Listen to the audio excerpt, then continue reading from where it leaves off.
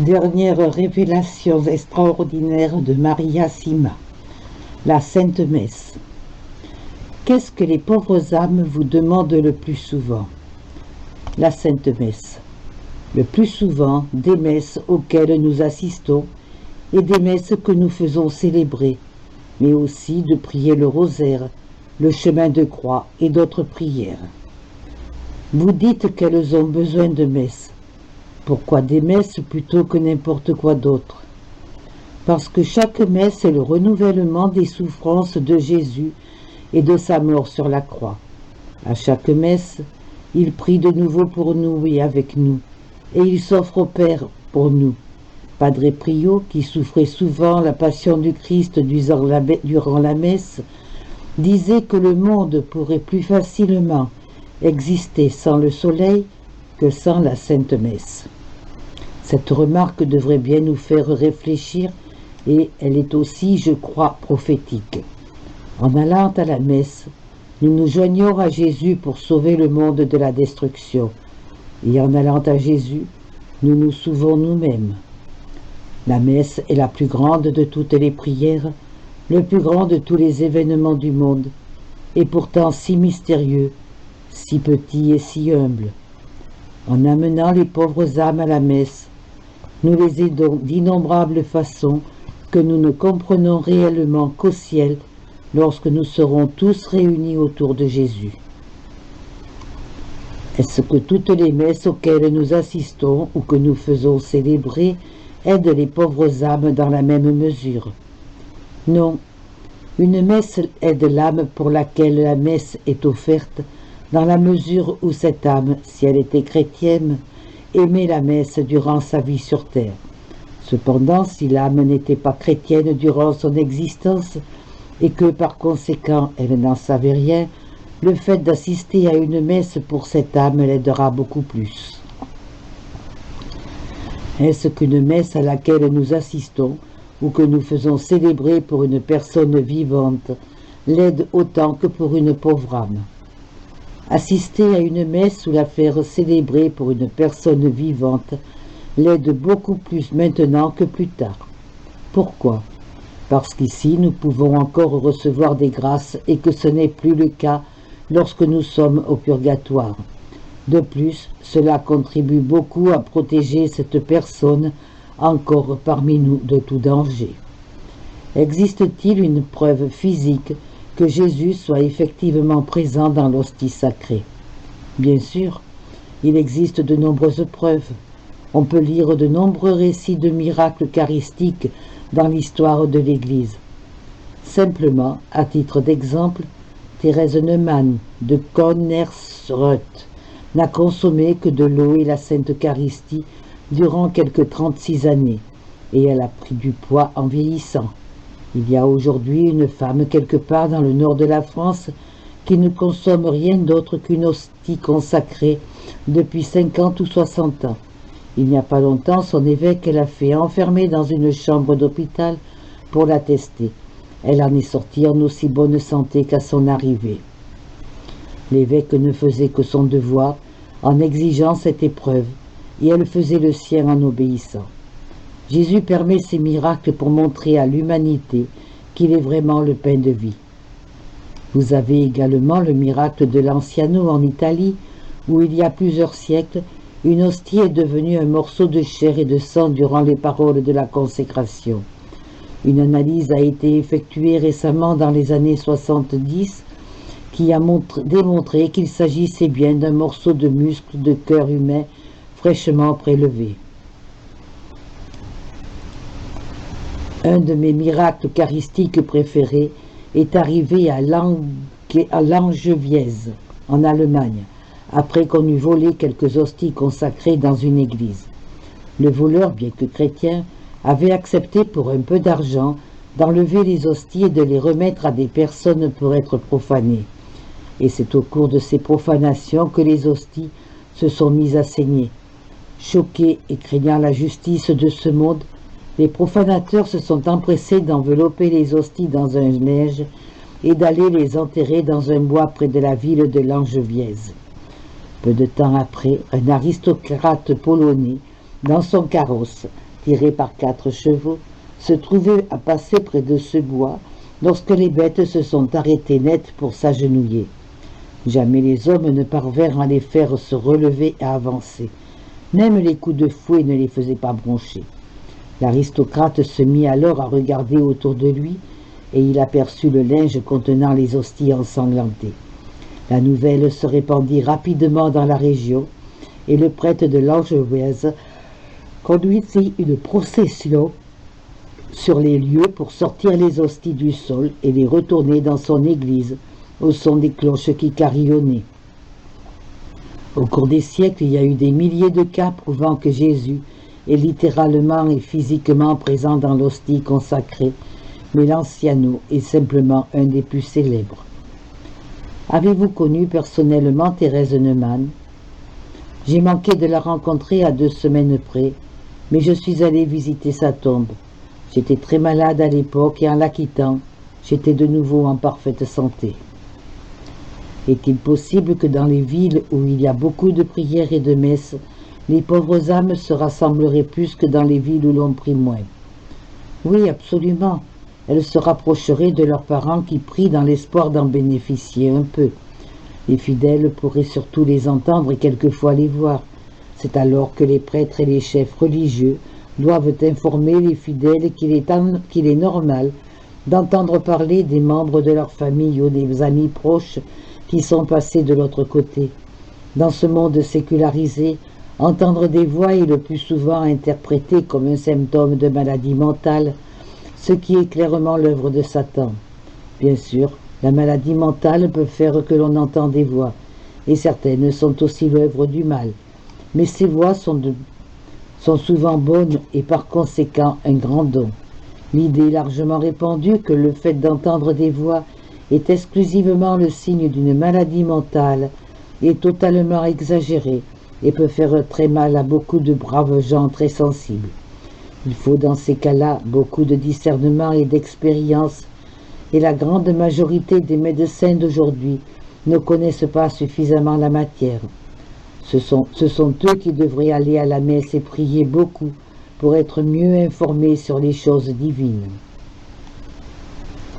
À votre avis, les gens vont-ils assez souvent à la messe et font-ils célébrer suffisamment de messes pour leurs parents et amis défunts qui sont probablement au purgatoire? Non, pas du tout. Et une partie importante de mon apostolat est d'inciter les gens à faire beaucoup plus qu'ils ne font. Il faudrait assister à beaucoup plus de messes et en faire célébrer un bien plus grand nombre pour les défunts. Cela devrait se faire de façon régulière, à leur anniversaire, au nom du jour, à leur anniversaire de mariage et le jour de leur mort, et chaque fois que l'on pense beaucoup à eux. L'occasion se présente toujours, et il faudrait agir très rapidement. Nous devons faire tout ce que nous pouvons pour eux, et l'offrande d'une messe est le plus beau cadeau que nous puissions leur faire. Que voulez-vous dire par « au nom du jour » ?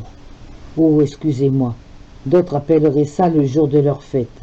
C'est le jour que l'Église a réservé spécialement pour le saint dont vous portez le nom. Le vôtre serait naturellement le 6 décembre, fête de Saint-Nicolas.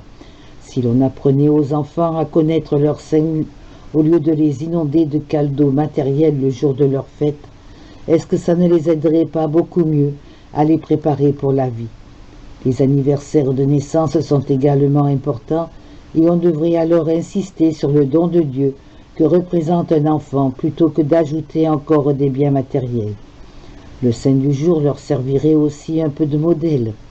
Nous devrions leur dire que ce cadeau leur vient de Jésus et de Marie, mais aussi de leur saint qui s'intéresse à eux de façon très spéciale, et ce ne sont pas simplement des paroles en l'air, c'est la vérité. Cela les rendrait curieux et désireux d'en savoir plus. Voulez-vous dire par là que donner un nom chrétien aide aussi l'enfant et que ne pas lui en donner peut nuire à l'enfant ou plutôt l'affaiblir durant sa vie? Oui, d'une certaine manière. Le saint dont l'enfant porte le nom va automatiquement intervenir par amour, avec amour et puissance en faveur de l'enfant pour le protéger. Cette protection est perdue si l'enfant se nomme, disons, Aigle doré. Bien sûr, Cela ne veut pas dire que Dieu l'aimera moins, mais il est certain qu'il aura moins d'intercesseurs et qu'il faut de nos jours chercher à en avoir le plus possible. Je suis certaine que cela attriste Dieu lorsque nous refusons de donner à un enfant un puissant intercesseur. De toutes les manières possibles, nous devons chercher à donner à nos enfants tout ce qui peut les guider et contribuer à leur bonheur et à leur contentement. Y a-t-il des choses que les pauvres âmes vous ont dit de ne pas aimer, et qui les attristent concernant les messes d'aujourd'hui? Oh oui, il y en a beaucoup. Le soi-disant signe de paix et le fait de se tenir les mains durant le Notre Père n'en sont que deux exemples. Cela se produit juste après la consécration et précisément au moment où nous devrions consacrer notre pensée sur le Seigneur et sur lui uniquement. C'est alors qu'il est le plus près de nous et les gens se mettent à chercher des mains à serrer plutôt que de se plonger sans être interrompus dans une prière la plus profonde possible avec lui et non avec des voisins que nous ne connaissons souvent même pas. Là encore, c'est apporter un rituel social dans l'Église plutôt que d'amener Jésus plus près des gens. Je dis des voisins que nous ne connaissons souvent même pas parce que nous ne devons jamais abaisser notre garde. Ce sont justement les lieux les plus saints qui sont le plus infiltrés par les adorateurs de Satan. Et le contact physique renforce considérablement les malédictions qu'ils répandent, comme ils sont heureux de pouvoir serrer des mains et même d'étreindre les gens qu'ils viennent de distraire de la présence de Jésus. Le danger nous guette souvent derrière une fausse familiarité ou une unité forcée. Ajouté au manque de confession, cela peut faire des messes le terrain de chasse favori de ceux qui ont choisi de tourmenter le peuple du Christ. Dites le Notre Père uniquement avec celui qui nous a donné la plus grande de toutes les prières, et allez plus tard à l'extérieur de l'Église, où vous aurez le temps ainsi que le discernement pour choisir ceux à qui vous voulez serrer la main. Être véritablement pieux et prudent ne veut pas dire que l'on soit asocial ou enclin à en juger. Et il y a bien sûr ce qui est loin d'être pis que tout le reste, les applaudissements. On va à l'église pour prier. Jésus est là dans le tabernacle et on prendrait le temps d'applaudir une autre personne parce qu'elle a dit quelque chose qui se trouve être populaire, correct ou fort. Non, cela met en danger le prêtre ou la personne qui a dit cette chose populaire en flattant son ego plutôt qu'en l'aidant dans son humble mission qui est de nous apporter Jésus. Ce n'est pas bien, et encore une fois, contraire à la dévotion que nous devons enseigner à tous aujourd'hui, et spécialement aux jeunes. C'est à l'école qu'ils se tiennent tous par la main et qu'ils tapent des mains, et nous devons leur montrer que les églises sont là uniquement pour rencontrer Dieu le Père, Dieu le Saint-Esprit, Dieu le Fils, Jésus et Marie, et pour rien d'autre. Est-ce que ce sont les âmes elles-mêmes qui vous ont dit que le signe de paix et les poignées de main présentaient des problèmes? Oui. Les âmes vous ont-elles parlé des ministres auxiliaires de la communion? Oui. Sous des conditions normales, seules les mains consacrées des prêtres peuvent distribuer la communion. La loi de l'Église dit que cela doit être observé, à moins que ne se présentent des circonstances extraordinaires, comme dans le cas où le prêtre serait alité.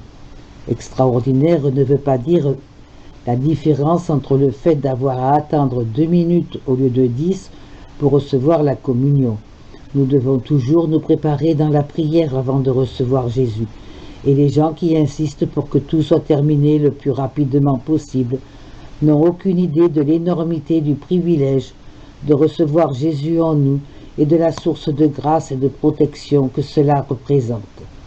Si quelqu'un voulait avoir la preuve que l'utilisation faite aujourd'hui des ministres auxiliaires de la communion n'est pas selon le désir de Dieu, je peux vous raconter ce qui est arrivé près d'ici récemment. Une femme qui distribuait la communion et incitait beaucoup d'autres à faire de même est morte récemment. Je la connaissais un peu et j'avais beaucoup entendu parler d'elle. Avant les funérailles, le cercueil était ouvert pour permettre à la famille et aux amis de faire leurs adieux. Le revenu, on a fermé le cercueil Mais un peu moins d'une heure plus tard, un parent s'est présenté qui a prié le prêtre chargé de sa cérémonie de rouvrir le cercueil afin de voir lui aussi la défunte. Le prêtre a accepté et avec l'aide de 2 autres témoins, le couvercle a été soulevé. Le petit groupe a pu constater alors que quelque chose s'était produit durant le bref intervalle où le cercueil avait été fermé. Les mains de la femme étaient devenues noires comme du charbon. Pour moi comme pour les autres, Dieu nous confirmait ainsi que les mains non consacrées ne pouvaient pas distribuer Jésus à la communion.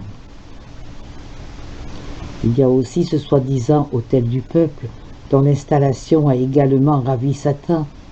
Jésus est présent dans le tabernacle qui devrait en tout temps se trouver au centre de l'Église. L'autel retourné a permis à toute une série de choses de se produire.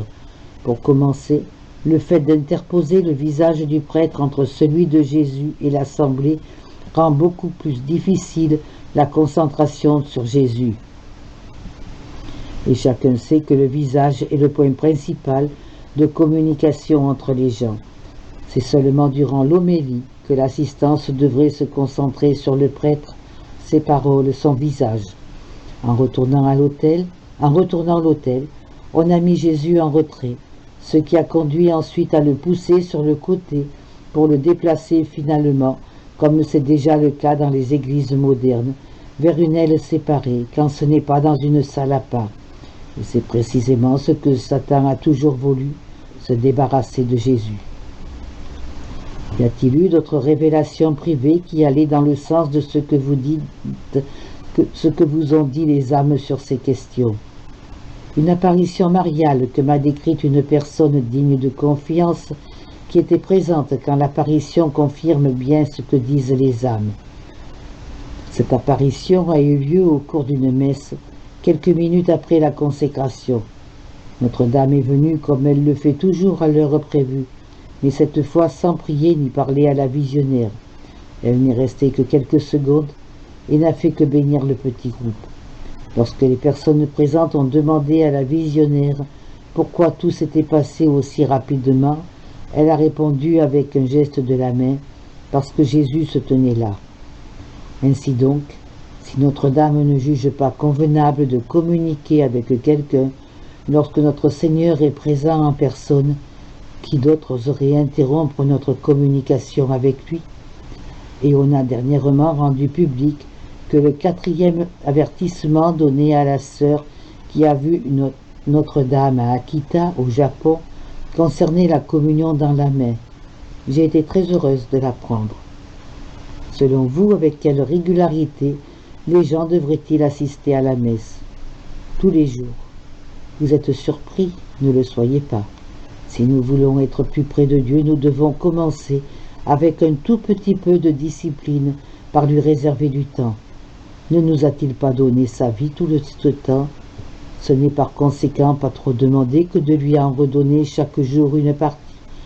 Je sais parfaitement que la société actuelle est organisée de telle sorte que la plupart des gens sont pressés et ont d'innombrables excuses pour négliger un tiers de leur être qui est spirituel. L'homme a besoin de nourriture pour son corps, son esprit et sa vie spirituelle. La personne qui néglige de nourrir l'un des trois n'atteindra jamais l'équilibre ni la plénitude de son être, et restera par conséquent en arrière. Elle est perdante, et Dieu ne veut voir reculer personne. Je vous promets de tout mon cœur qu'une fois que vous aurez commencé à donner ce temps à Jésus, vous vous demanderez bientôt comment vous avez pu vivre sans cela. Il nous apporte tant de paix, tant de force et tant de joie. Jésus n'est pas une béquille psychologique de plus, il est Dieu et par conséquent le meilleur ami que nous puissions avoir. Parlant de la messe quotidienne, cela me rappelle l'apparition d'une femme qui était au purgatoire. Lorsque je lui ai posé la question habituelle, elle a répondu « Allez dire à mes enfants que je serai délivrée lorsqu'ils auront offert pour moi 75 messes de semaine. » J'ai donc appelé cette famille pour leur dire ce que leur mère demandait. Ce n'était pas une famille pauvre, et un membre de la génération suivante a dit Très bien, on va payer pour 75 messes et ce sera tout. Non, leur ai-je répondu avec fermeté. Ce ne sera pas tout parce que la raison pour laquelle votre mère est encore au purgatoire, c'est pour ne pas vous avoir appris la valeur des messes de semaine. Vous allez ensemble assister à 75 messes et porter votre bonne maman dans votre cœur comme unique intention. Voilà ce qu'elle attend de vous. Après avoir grommelé un peu, ils ont accepté et se sont exécutés. Voyez-vous, Dieu avait pour eux un plus grand projet encore. Depuis que je leur ai apporté cette nouvelle, je peux dire qu'ils ont continué à assister presque chaque jour à la Sainte Messe, même après avoir atteint le nombre requis de 75. Ils ont ainsi reçu 10 fois plus que la simple connaissance que leur mère était au ciel. Ils ont même peut-être épargné un peu d'argent. Il est donc très important de maintenir avec soin l'équilibre entre les trois parties constituantes de notre être si nous voulons avoir une vie bien remplie. Oui, c'est très important. Si le monde séculier dit que le spirituel n'est plus nécessaire dans ce monde de science et de psychologie, cela est en contradiction directe avec les faits. Pourquoi alors les gens s'envolent-ils par milliers en Inde pour s'asseoir et psalmodier sur les rives du Gange? Et pourquoi les sectes et les cultes remplissent-ils les salles entières dans nos cités? La partie spirituelle de l'homme doit recevoir nourriture et boisson, tout comme les autres parties. Il y a beaucoup d'ignorance et de confusion aujourd'hui, lorsque le monde sécularisé fait face à des gens spirituellement doués. Le monde n'a pas de problème avec ceux qui sont physiquement doués, et il les installe sur des trônes de gloire et d'argent, et spécialement aux yeux des jeunes.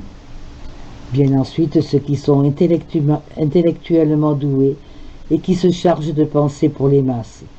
Mais s'il se présente une personne spirituellement douée, les gens sont alors très facilement embarrassés, car il faut encore plus de discernement et d'amour pour savoir si oui ou non cela vient de Dieu. La plupart des gens ont au moins déjà entendu parler de personnes possédées par le démon qui ont à l'occasion fait preuve de capacités physiques et de force extraordinaires. Bien peu savent cependant que Satan, étant le plus intelligent de tous les anges, et qu'il est ainsi facilement capable de se mêler à ceux que le monde appelle aujourd'hui ses sujets les plus intelligents. Et lorsque surgissent des personnes ayant des traits spirituels particulièrement raffinés, il arrive beaucoup trop souvent que nous les reléguions à l'asile d'aliénés, à moins bien sûr qu'elles n'offrent des choses qui attirent si facilement les gens, comme le succès, l'argent, le pouvoir, l'amour factice, etc. Si nous cherchons quels sont les gens les plus aimés et les plus respectés dans ces trois domaines, ce sont toujours ceux qui ont avec leurs dons particuliers, font aussi preuve d'humilité, car ils reconnaissent que ce qu'ils ont est un don de Dieu et qu'ils ne sont eux-mêmes que les humbles véhicules de sa grandeur. Il est certain que la personne douée physiquement doit aussi bien prendre soin de son esprit et de son âme, et celle qui est douée intellectuellement doit assurément bien s'occuper de son corps et de son âme. Il s'ensuit naturellement que la personne ayant un don spirituel doit aussi activer les deux autres parties de son être. Dieu veut toujours de l'humilité et de l'équilibre dans tout ce que nous faisons. L'essentiel est tellement important. C'est ici dans la Sainte Messe que les trois parties sont réunies pour nous dans la perfection, la présence réelle de Jésus pour l'âme, l'Évangile et les autres enseignements pour l'esprit, et le pain et le vin pour le corps.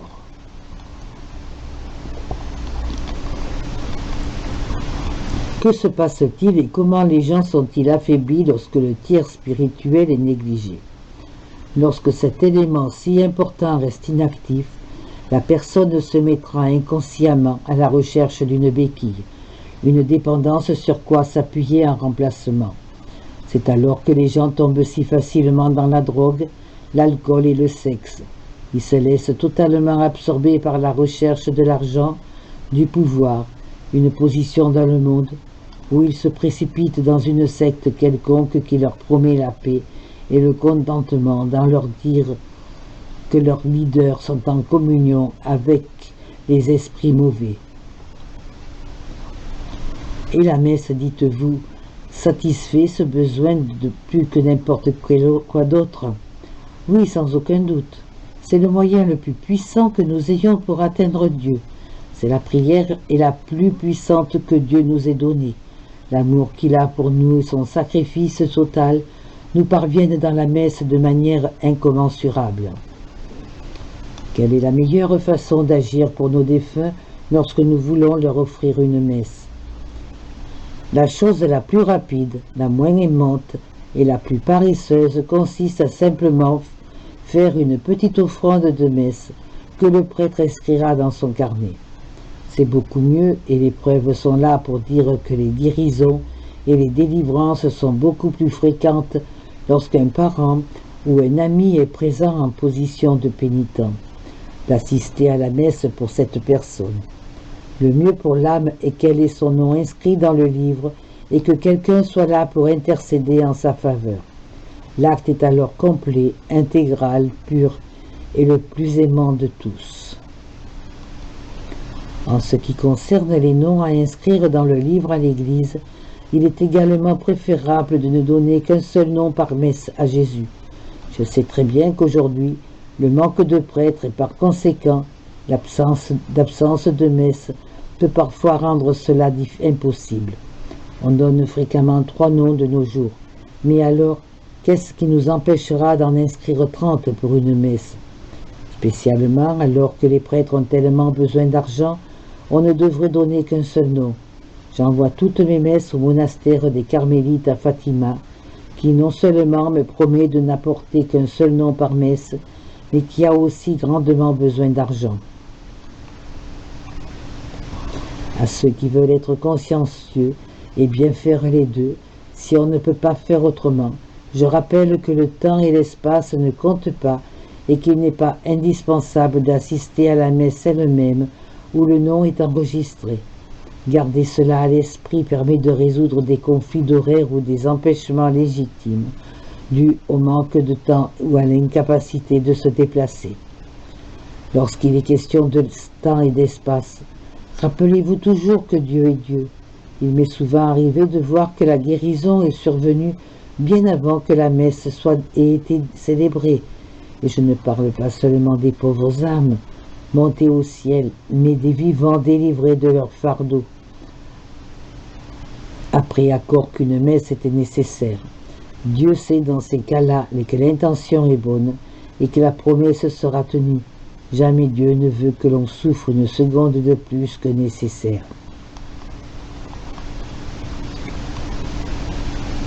Pouvez-vous me citer un cas où des âmes ont fait clairement savoir qu'il est nécessaire et bon que l'on assiste à des messes pour elles?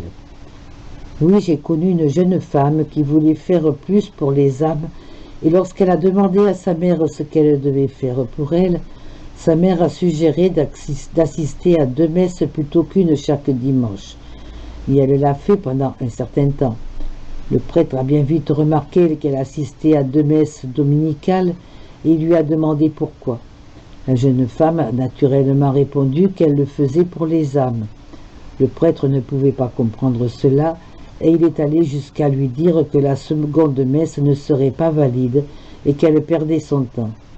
Désolée et perplexe, la jeune femme mit fin à ce qu'elle avait commencé et recommença à n'aller qu'une seule fois à la messe le dimanche. Peu de temps après, le prêtre est mort et il est apparu du purgatoire à cette même jeune femme pour lui dire qu'il ne serait délivré que lorsqu'elle aurait assisté à toutes les messes qu'elle avait manquées en suivant son conseil. Des conseils comme celui-là, si fréquents de nos jours, seront amèrement regrettés. Vous avez déjà parlé de la science. Les pauvres âmes vous ont-elles déjà dit quelque chose qui, par exemple, corrige une chose que les hommes de la science considèrent aujourd'hui comme vraie? Pour le moment, je ne peux penser qu'à un seul cas. Quelqu'un avait demandé où Ève avait vécu et il y a combien d'années. Certains scientifiques aux États-Unis et ailleurs croient, sur la base d'études terriblement sophistiquées, qu'elle a vécu il y a environ 250 000 ans en Afrique du Nord ou en Asie mineure. Et j'ai demandé aux âmes si c'était approximativement vrai. Elles m'ont dit que ce n'était pas la vérité. Ces braves scientifiques ont donc encore bien du pain sur la planche.